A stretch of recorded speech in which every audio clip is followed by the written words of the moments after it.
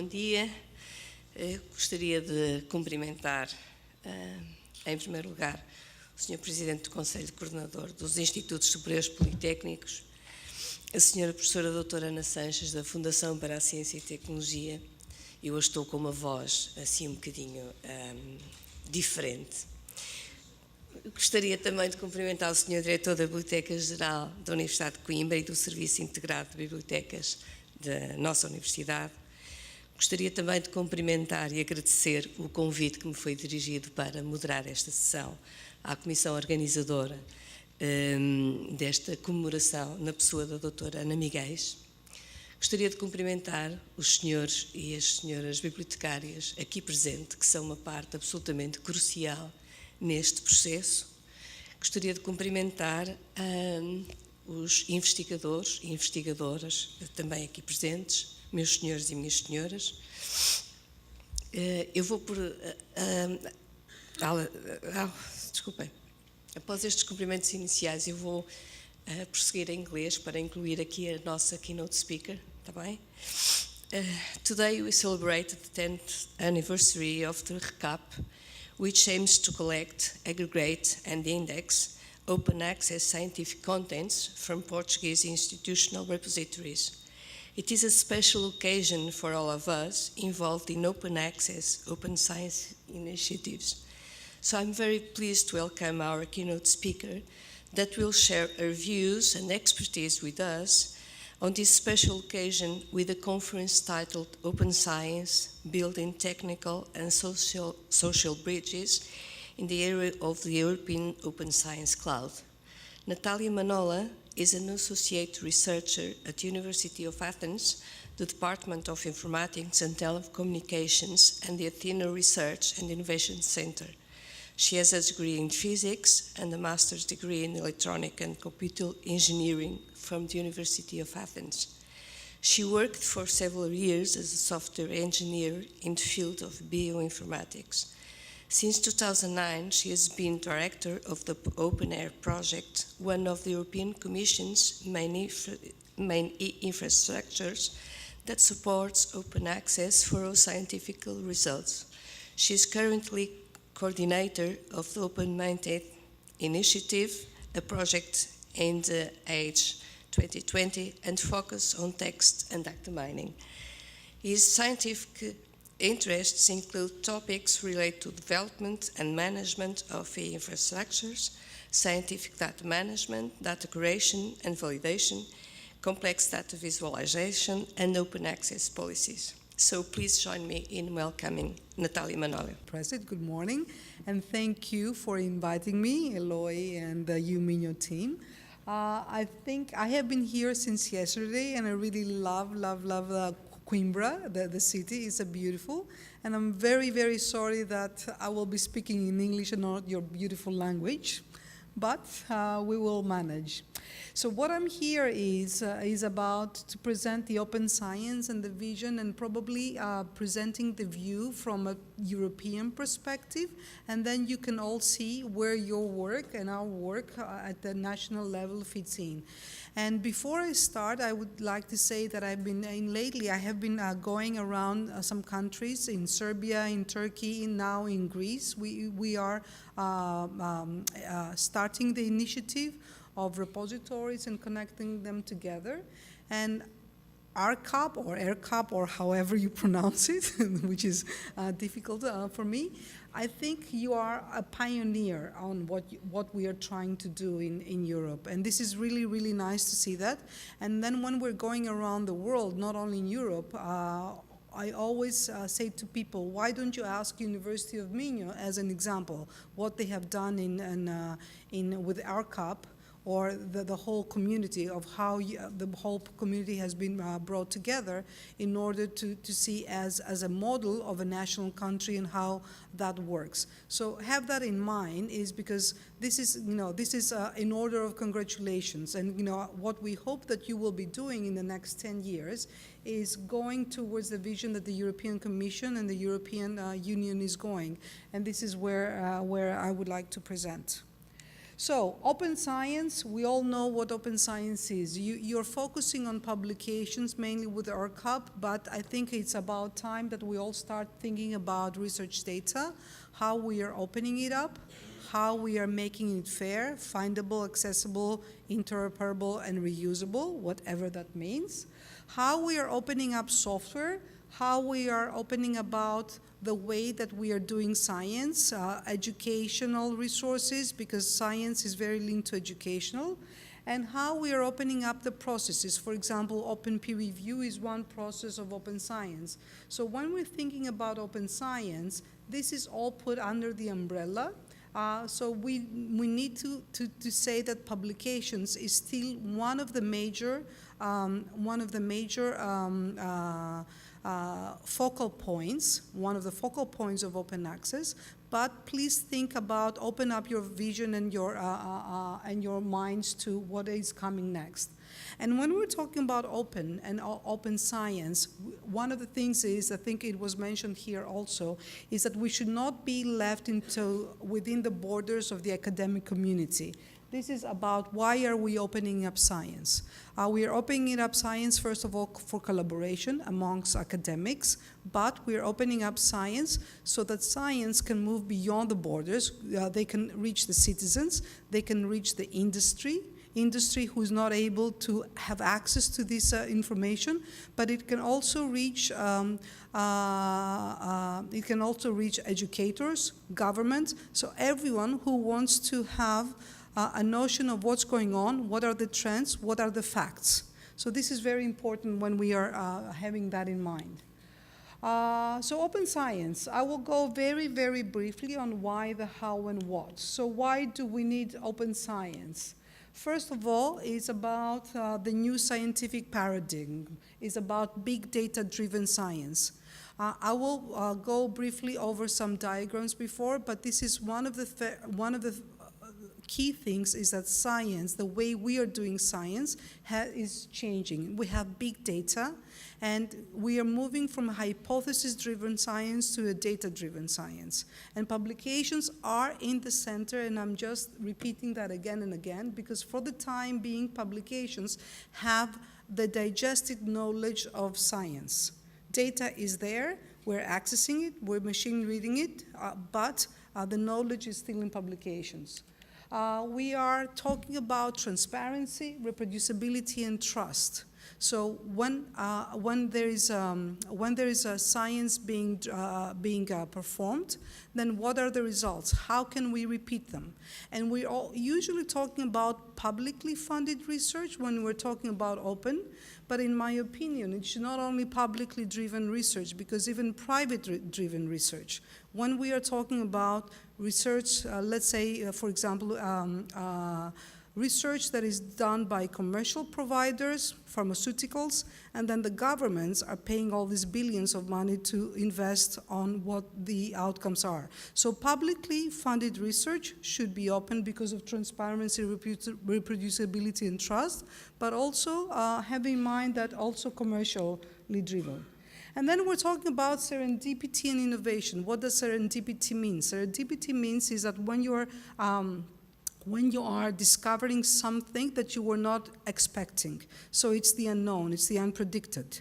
So when there is data produced by one research team that they are doing their usual hypothesis-driven science, and then they are storing this data for somebody else to use, somebody else to take and combine with something else, and then they produce new research outcomes. This is serendipity. And then we're talking about innovation. As I explained before, innovation is about beyond, within the academic world, how can we do innovation, but also there is a wealth of SMEs, small and medium enterprise companies and startups in Europe. So how can they take advantage of this knowledge? These startups and SMEs do not have access to the latest publications. What's going on?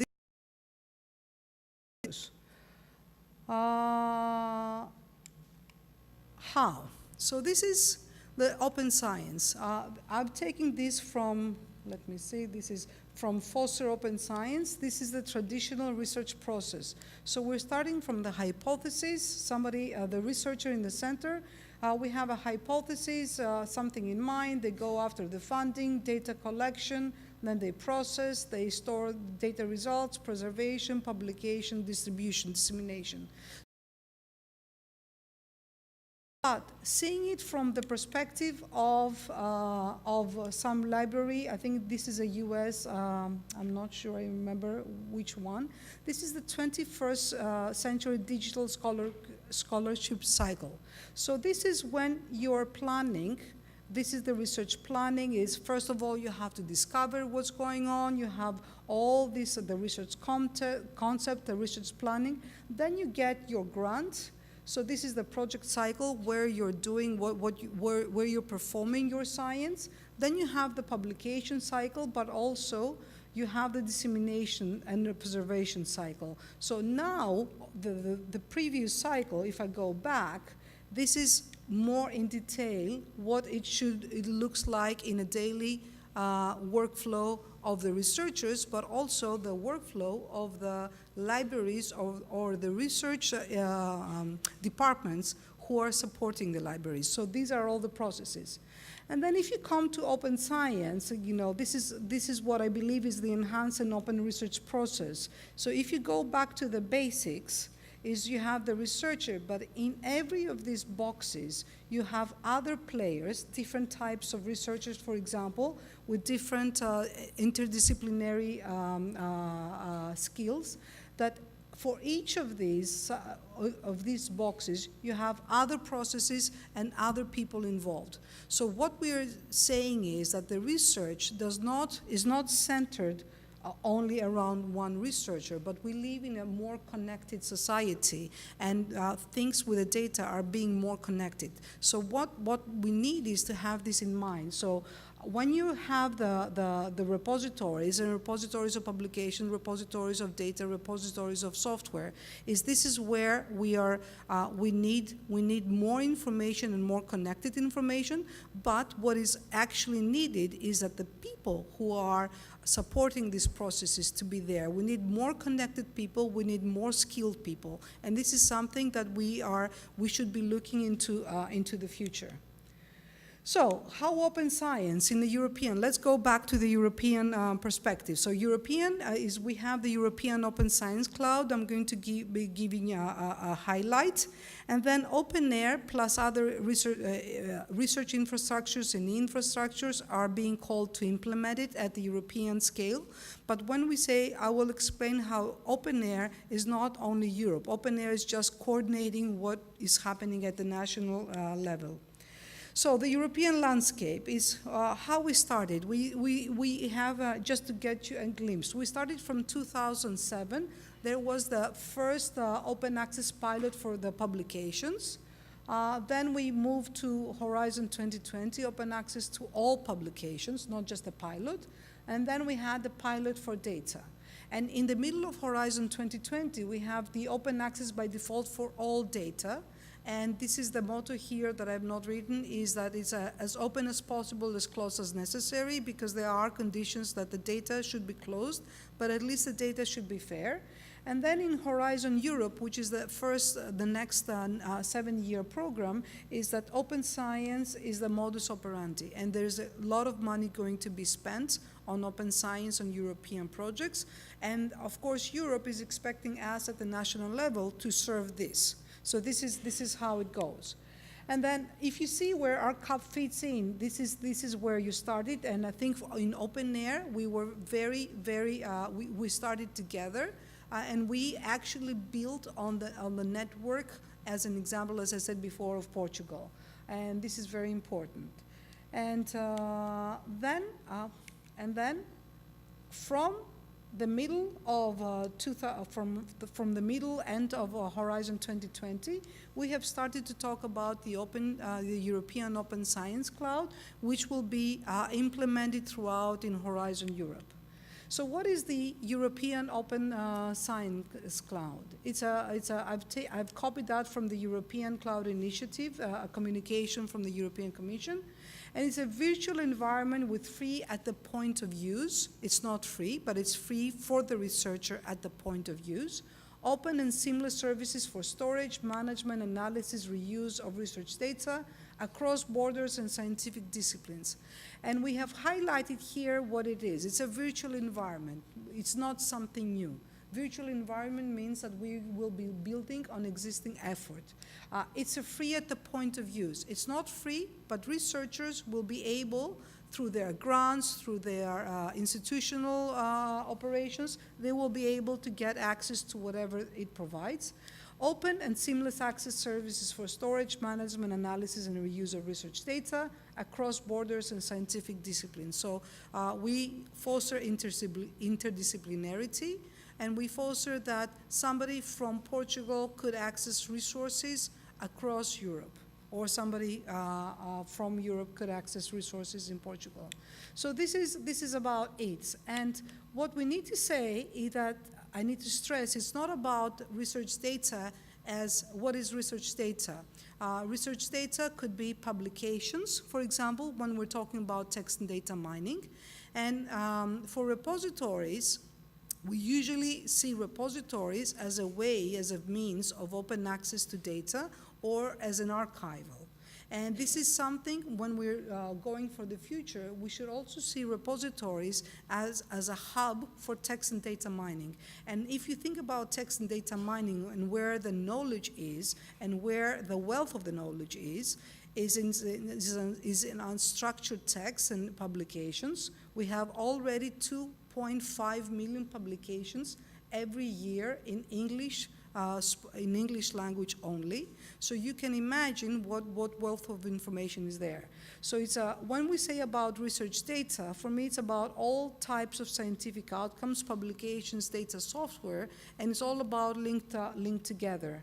This is about data sharing, about linked data, about connecting scientists. So this is Open Science Cloud. And this is a strategic European Union initiative for science and research. It's one of the key things. It's about fair data. It's about sharing data. And again, data is also all of these things. And the European Commission is pledging, I think, together with the member states, about 300 million in order for it to implement it about sharing data. How this money will come forward from different places, no one is sure. So this is a process that has started. But you can see that since this is a decentralized, distributed thing, is that the institutional presence is very important. And this is where RCAAP and all the national initiatives come into place. So this is about doing science easily, efficiently, openly. And of course, OpenAIRE is one of the core implementers. Not the core, but one of the cores. So what can we come now? Let's come to OpenAIRE. So OpenAIRE is a data infrastructure about social and technical links. It's about scholarly communication.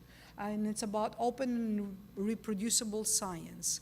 And when we say scholarly communication and open scholarship, if you think of the diagram that I showed you about the research life cycle, what is important to see is that the scholarly communication in the past was scholars or scientists, they're communicating through publications. Now this is not the case anymore. Now they are communicating by sharing data from an early on stage, by sharing software, by using the same labs, by using all this. So scholarly communication now is not just the publication, it's about everything. And what we are, just in a nutshell, that we are a partner of 50-50, we are a partnership, a European project of 50 consortium members. We have become a legal entity. University of Minho is one of the first signatories, and we are open up after January. We're open up to other organizations to sign in. We have 34 national open access desks. I will go briefly how this is done, plus some regional offices, regional coordinators. We have about 7 organizations who are experts on building technical infrastructures. We have two universities and two organizations who are legal experts, who provide legal expertise, because when we're talking about open science, legal and ethical actually is of key importance. We have data communities. We have 3 data communities actually now in our consortium who are able to give us their requirements. But what we are doing is we're expanding, and we are collaborating with many more. And I will just refer to these 2. We have a citizen science and open innovation activities. Citizen science, this is participating from Greece and Portugal. So what we are opening up, we're just testing to see how that goes.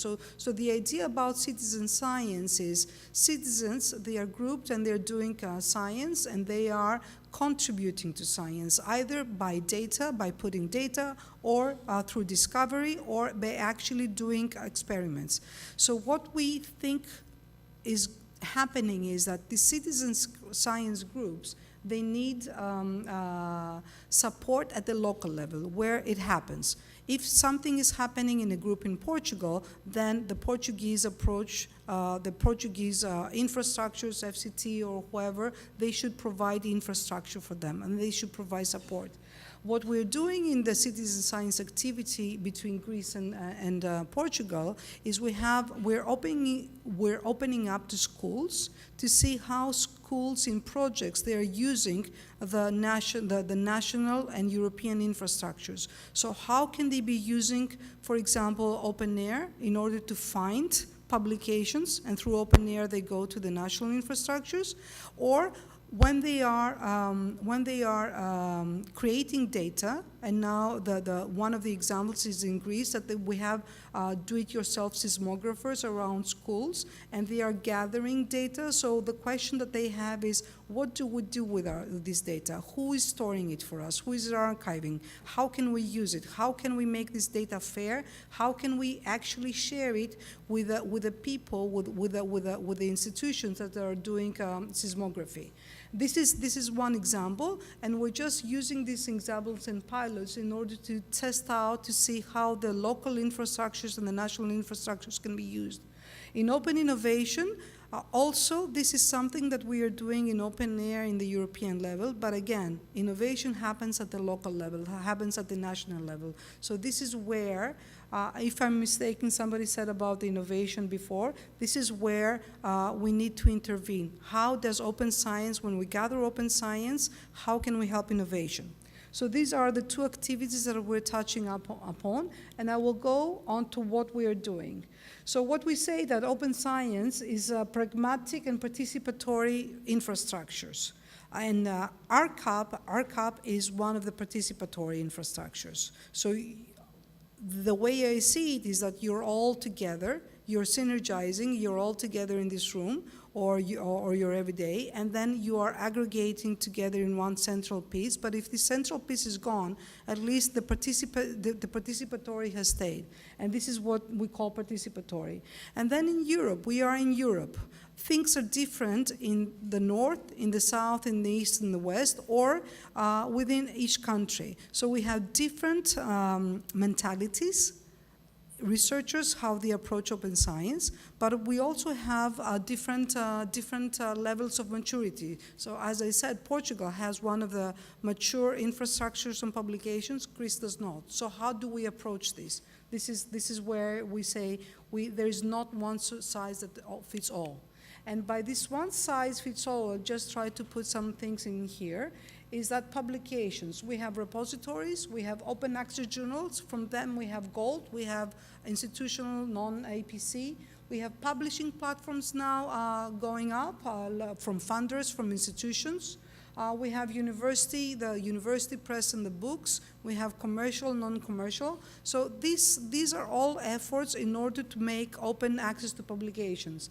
And if you go to research data, we have database versus repository. So what is the difference? Technically, there is a difference. Non-technically, not much. We have thematic we have in thematic crossing borders in Europe and crossing the world, global thematic repositories, or we have institutions or national. So what we need to do is we say that all of these are okay. We want them. We want them all to be successful, but we want them to work together. This is the key. So how do we work in open air? The mode of operation, the national approach, as I briefly said, is we have 4 regions in open air. We have the Nordic countries, we have the West, we have the Eastern Europe, and we have the South. We did that in the beginning about 10 years ago, but we found that it actually works very nicely because of especially because of the mentalities of the people. So we have 34 countries with key national organizations.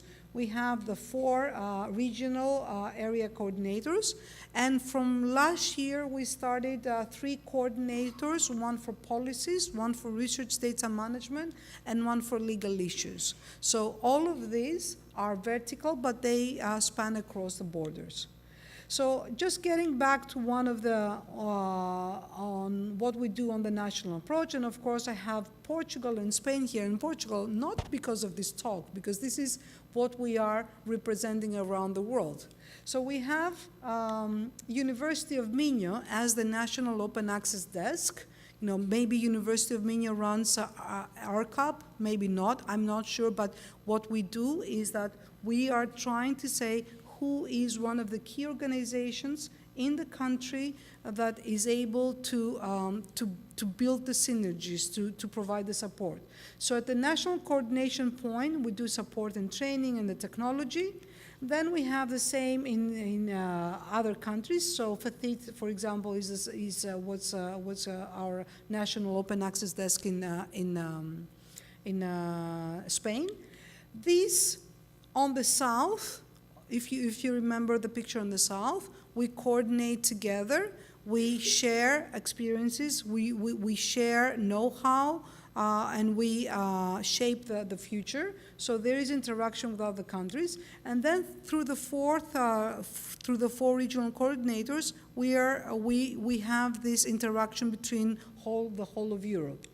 And when this is the situation for publications. Now, when we're talking about European Open Science Cloud, which includes computing, which includes processing, analyzing, data, software, what we need to do, and this is where OpenAIRE stands in now for, is that we need to build synergies within every country, because the way we are approaching open science to publication may be slightly different than open access to data than computing. So the way that the future, what it calls for synergies within each country. So what we would like to see is we would like a coalition of organizations taking care of what's going on a small national EOSC, I would say. This is what we would like to see. And this is the process, I believe, where we're going to see some developments in the next 2 years. So, and then when you zoom out, how OpenAIRE approaches the international, we have the international approach, because we know that whatever is produced at the national level is limited, because research is global and researchers talk to each other around the world. So in the international approach, we have the coalition or the confederation of the open access repositories as one of the branches, not our branch, but we are working with them, that they are linking us to infrastructures around the world. So we have collaborations with Canada, all of South America through La Referencia. Now we're starting a collaboration or we're trying to foster a network in Africa. We are working with Australia, Japan, China, and Korea now. So this is slowly, organizations are coming in to talk to OpenAIRE as one of the implementers of open science in Europe. So this was the whole picture of how we work on OpenAIRE. So what we do now, Okay, we said National Open Access Desk and coordination. So one of the first things that we do is that we align policies and training communities. And I would like to stay at the policies is because we can have technologies, we can have open access repositories here in Portugal, but unless there are policies, and policies from institutions, policies from many sides, I will explain a bit here later, is policies from the institutional, policies from the funders, policies from the government. Unless we have what I would say a policy bombardment from everywhere, you can have the best technology, but it will not do. So what we need to do is to have policies and technologies working together, technologies serving the policies, and this is what we're doing. And then training communities. So we have developing and connecting services. As Open Air, we're not dealing with what's happening at repositories at the national level, but what we're trying to do, as I explained, is to connect what's going on around Europe. And it's not only connecting by having people together, but also connecting through services. And then what is important is whatever we do, and that now we are going into our legal entity, the Open Air legal entity, we're making it to be a participatory governance structure, because at the end we want the community to maintain the power. When we are developing a software, when we're developing a business model, when we're implementing this, is we want the community to be open source, everything to be open source if possible, and not open source, just put it in GitHub, but have a community supporting it, having the community saying what is the next step, like an open source project. So what we want is this governance is very, very crucial in whatever we do. So the two bridges that we are trying to do is technology with services and people with policies and training. If we start on the policies aspect, this is a picture that shows all the macro EU policies. So the European Commission, starting from the Europe 2020, which was the European Research Area, going to the Internet of Things, robotic standards, IPR, patents, PSI, personal data. You will find all these are policies that are issued by the European Commission, and somewhere there is ECI. And then we have all of this leading to open innovation, open to the world, and open science. And what the objective is of all these policies is the free flow of data, the free and trusted flow of data, frictionless data. How can we have it in a way that data, whatever the data content is that is moved around, it's accessed by everyone in a way that makes sense. So one of the key challenges is how to take these high-level macro policies and turn them into what we call the micro policies, and that we are implementing at the institutional level. So when we are talking to our rectors, for example, in Athens, is I can present all of these, and at the end they will say yes, but what should I do? How much will it cost? And this is the challenge and the thing that we are going through. And in Open Air, we're not devising the policies, but we are aligning the policies. We are learning from each other, and we are helping, supporting the whenever possible, the formation of these policies. And the idea is, and the goal is to have uniform policies, because if we start having too many policies around Europe, or within from institution to institution in Portugal, if you all do not have similar policies, then the technology and things will be very challenged to implement. So what we want is uniform policies. We're going through recommendations and implementations for funders, for national infrastructures, and for research performing organizations. And then we are including different flavors, because we understand again that there are different needs, not one size fits all. So we have the open access to publications, all these models. We have fair open data. What are the components that we need to focus on, and which are the low-hanging fruit? And what are the business models for accessing cloud or HPC computing? because in EOS we have cloud computing, but we should also have access to high-performance computing, so we should always look into the future. So on the training side, so that was the people on the policy side. On the training side, what is a fact is that we need continuous education. We have open science, and open science we mean fair data also. We know that people are missing the skills, the digital skills. So what do we do in order to do that? This is something that the countries and the institutions, they need to think very carefully, and I think the European Open Science Cloud will be a good vehicle for that, is what are the next steps? What can we do? In Open Air, we are just coordinating on the research data management and on the open science skills, but there is on the European Open Science Cloud stack, there is a lot of education to take place from data engineers, from data scientists, from data curators, from all these people from open science, how to do open science, from ethics, how to train people on ethics, on how to train people on legal issues. There is a whole stack of training required by the digital skills. And what is important is that this training needs to be continuous. It's not just that we train them once and we leave them.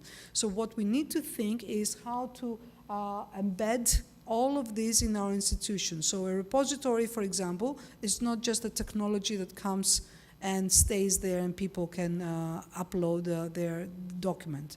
We need training of the people, of the repository managers, of the librarians, to train the researchers. So this is, so what is really needed is to step up our training, not in open air, but all over the place. The way we train needs to change. We have new learning methods and skills, so we need to apply them. And then we need to embed the training. Again, these are the three important things, messages.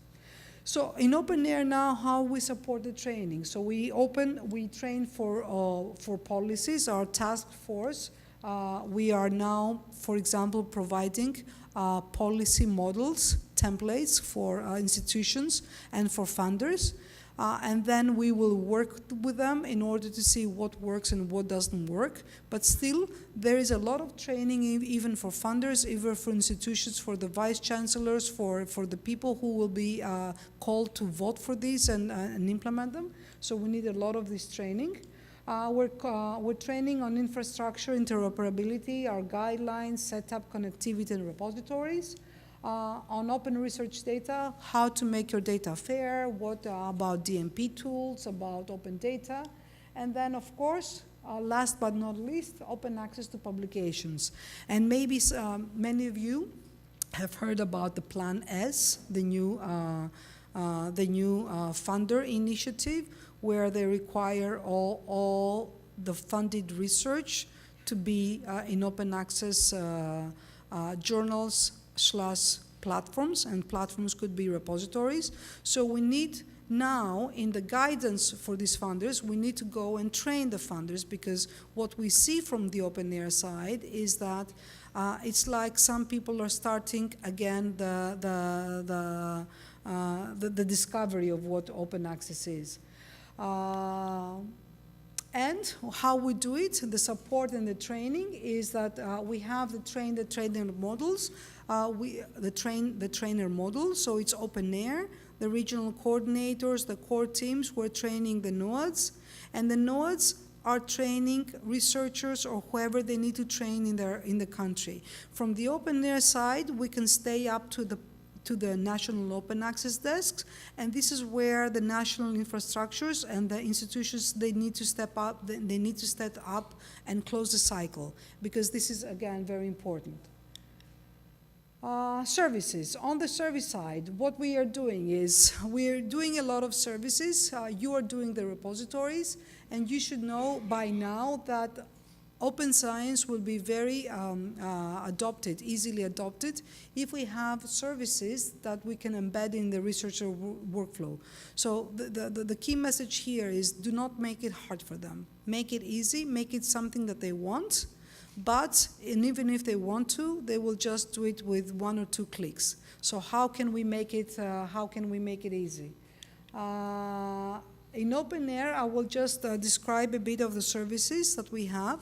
And what we say is that there are services for the researchers for them to make, because they are the key participants, to make it open access. But then there are services for the rest of the groups of the people who are involved in this research life cycle. Repository managers, librarians, cloud providers, funders. There is a stack of tools, and I will just explain a bit what we do. So what we have now here is the repositories and other databases around Europe, which we do not own. As OpenAir, we do not own any of these. This is owned by the institutions and coordinated at the national level, where in some cases, not in all. So we have the repositories here, literature repositories, data repositories, institutional, open access journals, archives, aggregators at the local level. We have the data repositories. Now we're beginning to have software repositories, the GitLabs. We have the CRIS systems. We have the funding databases. We have all of these lying there together. And each of us, and each of these organizations, they just put up something without thinking that they could be connected to the rest of the world. So what we are trying to do is, with our guidelines here, is to say, okay, you're doing it, choose the model you want, choose your preferred platform, but when you want to connect to organizations, to databases outside your own closed environment, use the OpenAir guidelines. This is a way to expose metadata or to expose some of the part of the data. And then what we do is that we harvest all this metadata, in many cases the full text, in many cases the usage data, the clicks and downloads from repositories. So we validate, clean, deduplicate, infer, and linking.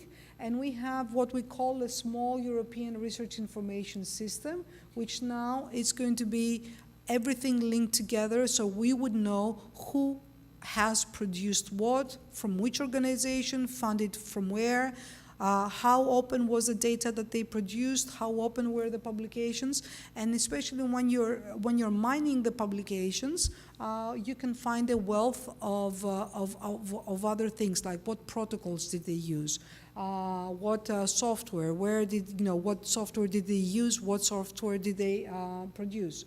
So, and actually what facilities and what services they actually use to do their research, because all of these boxes are a part of the research life cycle. So what we're doing, and this is not an easy task. It gets easier when the guidelines are followed. So this is where the National Open Access Desks, we're doing an effort. But even that, this is a process. This is what we call a big data process. And now we have, I do not know the exact number, but many clusters of machines in a data center in Poland, in our University of Warsaw in Poland, that we are doing this crunching of numbers every 2 weeks. And now what we have is, we have in our beta, we have an information space, which is about 90 million publications, metadata from publications, about 14 million of data objects, some of them linked together, 22 funders with 1 million grants, and we will be proceeding to see how, to link into ORCID, to see how we can distinguish authors. We will be working with DataCite and ORCID, because they're doing an organization ID, so an organization database, so we're going to have better information about the organization. And then once you have that, you can have a wealth of services. So you can do enriched discovery feedback. What we have now in OpenAir portal, you can do a keyword search. But what we want is, we want to move to the more intelligent discovery. So how can we have discovery that actually focuses on the researcher needs? We have monitoring and reporting, and this is very, very important for institutions, for libraries, for funders. This is one of the key services that people are asking OpenAir. And then we have, we have the APIs here. I'm not sure what happened. That's okay. We have the APIs here, and the APIs with the graph that we are producing, what we see is that many companies are retrieving their APIs, and this is where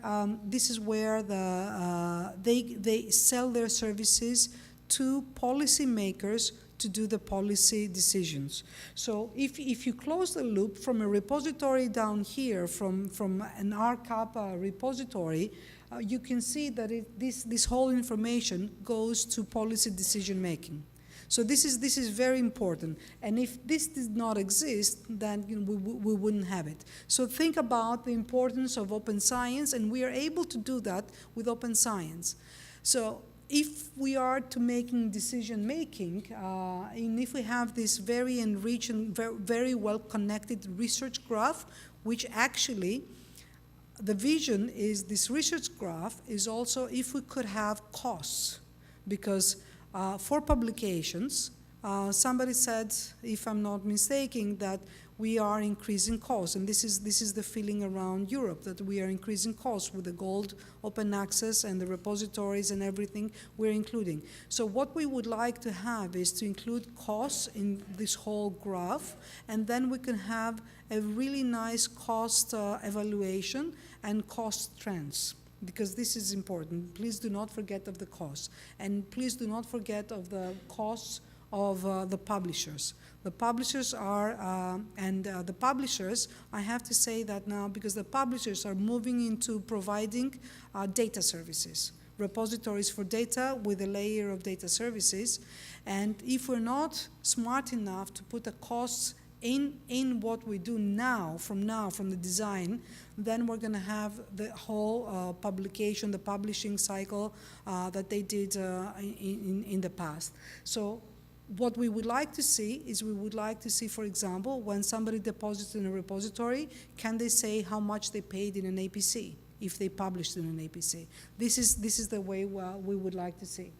Then we have on top of this monitoring and reporting, we have classification, clustering, analysis, and then what we're working on now, I think this is in beta, or it has gone beyond beta, Pedro should know, is we have the open access broker, where when we get this connection and the enriched metadata, we should be able to return back to the repositories. So if your repositories have a metadata record that is not full enough for whatever reason, you could subscribe to OpenAIRE and get all the extra information that we gather from various places.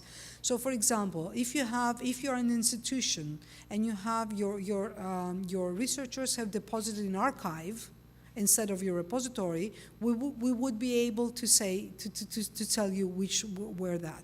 If you have a metadata record that does not have all the licenses or the publisher or whatever, we would be able to get this information to you back, because the idea is that OpenAIRE is a middleware, but the archives and the hubs are the repositories. So this is, at the end, we have a curated scholarly communication graph. Now we have 24 million in our explore.openair, but if you go to beta.explore, we have many more numbers. And what our objective is to have more types of nodes here and increase the numbers, but numbers not only increase, but curate the numbers. We need to curate these links. We need to have a trusted science graph. And as I said, services are for all stakeholders, so we have them at the researcher level, where it's OpenAIRE is the trainer, but the national institutional services take over. Here we have these connecting services through the aggregator, the Scholar Explorer, the broker, and then we have the monitoring services. Just to give you an idea, if you go to our site, you're going to see the Explore here. This is where our discovery. Yes, this is our discovery. We have a Connect. This goes, I'm not sure, but I will try to go slowly. This is the Research Connect, where we say, okay, there are repositories and there are processes, but we have European-wide or global-wide research communities who they may use a local repository, but they may use a more global repository. So how can we give them a space, a working space, where they can publish and they can view their results? So this is Open Air Connect. You can go more into our site and find. We have a set of tools for repository managers that provide where you can register, validate, use the broker and the usage statistics services. We have the monitoring. Now we are upgrading the monitoring services where you can see the graphs on how things are going per funder or for Europe. And we have our APIs. And of course, you all know Zenodo.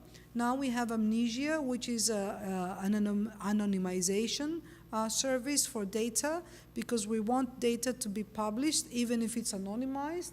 We are working on a tool for data management plans, and this tool should have everything linked to the national infrastructure or to the EU infrastructures. So when researchers, they get in to do their data management plan, by guidance, they will be guided to the local national infrastructure, and this is important. So we are trying to make it easy for them through APIs. Everything, or mostly, will be through APIs.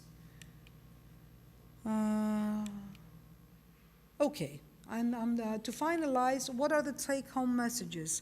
First of all, is that open science is not free. It's free at the point of use, but it's not free. What we need is commitment from funders and implementers. And I think you are lucky, because in Portugal, I think you have this.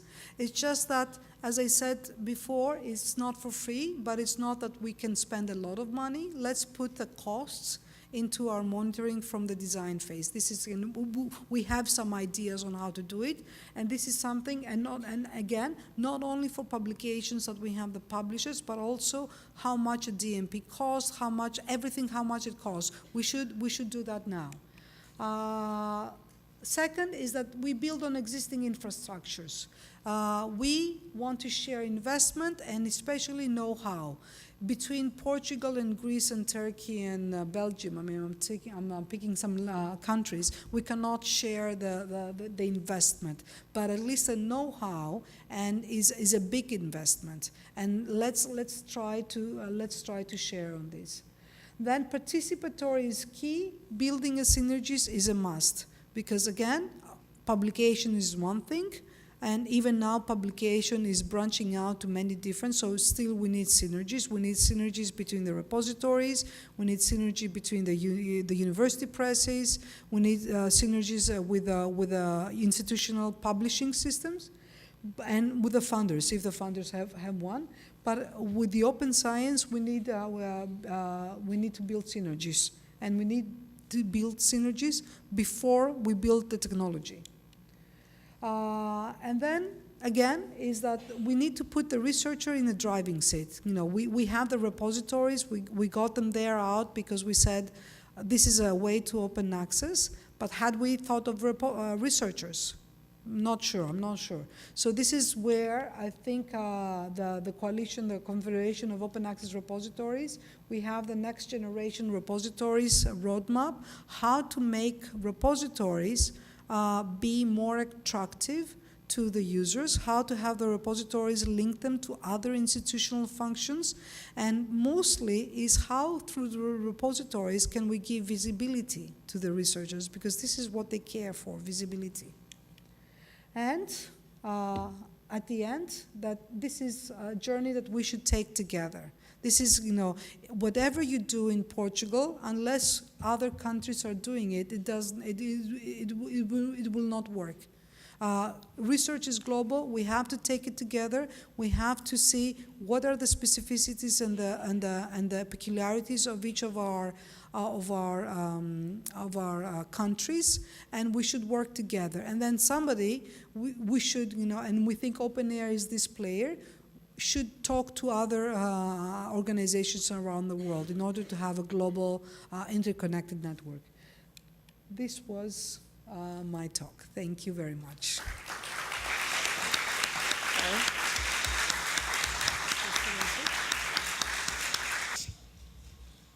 Hello, thank you very much for your talk, Natalia.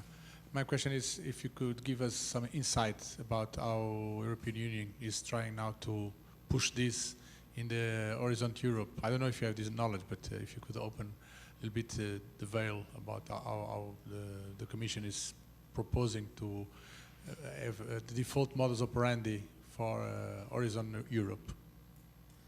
I think, first of all, one of the slides that I had seen is that 1/3 of the budget would be going to open science, and then they said, okay, it's not open science because it was too much. Then it said, open and excellent science, 1/3 of the budget. I think for the FAIR data, one of the things is that they will follow the high-level expert group plan for the roadmap, and DMPs will be everywhere. What kind of DMPs? It's up to the people. So what we up to the policy, to the decision makers. What we advise them as Open Air to do is to have, first of all, is that for data management, and I will go also to publication, for data management is that could the projects, the proposals, could they estimate the costs of doing this data stewardship? If they could also have in a CV of a person in the proposal that it would be able to do that, open science or digital science, or if they didn't have the CV of a person, could they have from the library or from the research institution, the relative department, if they could have a letter of support saying we will take care of this. But it was important that somebody took care of it and they were allocating costs. Maybe in-kind contribution, but costs should be allocated. We're waiting to see if they will take this up. But I think one key thing that we should be expecting is the FAIR action plan that they have. This should be embedded in Horizon Europe. For publications, there was this open call for a research platform, for a publication platform from the European Commission, and then they retracted it. So it could have been because of Plan S, because Plan S is now the hype of it. Repositories will still be there. So I think Portugal, if you are applying for a green thing, you're okay. I'm not sure if they have the legal capacity that the European Commission or ERC that they enforce Plan S. ERC, from what I hear, is that they do not want to meddle too much with what researchers want, where they publish. So this is what they will be doing. But at the end, they will be relying a lot on the national infrastructures. And the 300 million that they are talking about, it's not EU money only. It's national infrastructure money. So for me, is what one of the key things in the EU's governance is the national representatives in the upper governance body. So these representatives, because okay, I'm not sure, these representatives should have a strong opinion on how they need things to be developed. I'm not sure if I have answered but the thing is that Horizon, everything is on the paper. They are taking consultations from many places, and they will just come up with what to do. But FAIR action plan, and then is something, and then influences from Plan S will be there.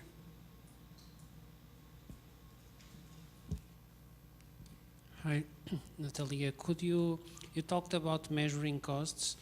Could you further elaborate on that and also explain the potential impacts on the national infrastructures? Okay, so let's start with publications. For the publications, you have the repositories, which cost money, and I'm not sure if there is a cost estimation of how much money they cost per year. Maybe in Portugal, because I see Eloy nodding, but in many other countries it does not. When we talk to our rectors, they say, okay, how much does it cost? And we have a ballpark, but the ballpark is about having repositories on what we say when you have the car and it goes by itself. So this is the cost. If you want to make repositories really, really strong, you need to reevaluate the costs with the new services. So repositories are a cost. And then we have the open access publishing. The open access publishing and the APCs, we are relying now on the Open APC effort initiative to tell us what it costs. And the Open APC initiative is mainly input from libraries who are paying the APCs. It's not from publishers. What we did in Open Air, we ran the pilot of 4 million euros. We spent about 1.5 in APCs. And what we had is we told the publishers, if you want the money, you report back to us. So we did not have any libraries reporting back to us, and I have to say that the publishers were very gladly reporting back to us. So one of the questions, Plan S or non-Plan S, is why not have the publishers report back to us, to Europe, about what are the costs? We only need a DOI, right? And we need how much it costs. We don't need a lot of information. No, they're not changing their system. They can give it in Excel. So they did it for us. And because they did it for us, because we said, you either do it or no money. It was very plain. So this is something, so for the Open APC, we should have data, not only from libraries, but also from the publishers. And then on the Open APC, we're gathering this data, but we really need some more analysis. So more, smart analysis. So this would be the next step. And if we have that for 2 or 3 or 4 years, then we can say, what is successful? Yeah, maybe it's going up, maybe it's going down, maybe it's plateauing. I don't know. But at least we need to make informed decisions because this is happening now. On the data, when we're setting up the data, for example, I think we should go by. At least in the European Commission, we should go by the European projects, because I can see on our projects, when you get our projects in Greece, then we use the GRNet, which is the national infrastructure, the cloud, and the storage. And some minister pays some money there, right, to have this cloud storage and the processing. And I know that GRNet, every now and then, they have to go to the ministries and knock on their doors, and then they can say, we have these people. But the ministry does not know if the money is coming from the European Commission, if it's coming from the European funders, of the national funders, if it's coming from commercial funding. So we do not know, because it's a public good and we can use it. And I think it should stay as a public good, but we should have more monitoring there. I am Natalia Manola and I'm using it because I get money from Open Air, and that's all. And then we can do the rest. For the costs, my experience on writing proposals is that we do not actually put the cost there, because we're using the public infrastructures. And we're using the public infrastructures and we're not even acknowledging them in many cases. Because if I have, a repository even a publication, right? Even if I say, that I'm putting my publications in a repository, I'm not even acknowledging this. So what we need to do, and I've read some data management plans from the Netherlands, and most of the people there, they were on medical, and they were using a lot of data.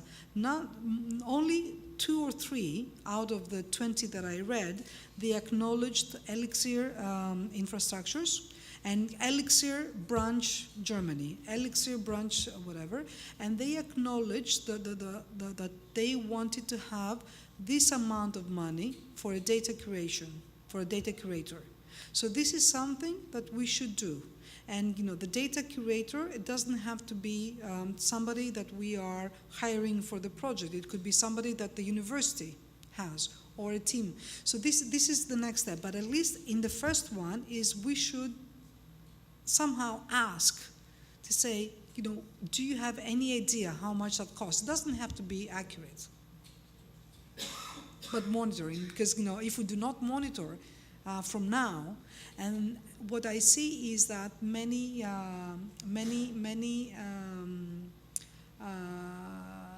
publishers, they are offering now data services. So what they would be offering services per person, per storage, per what. So this is again unclear, and they will leave it unclear.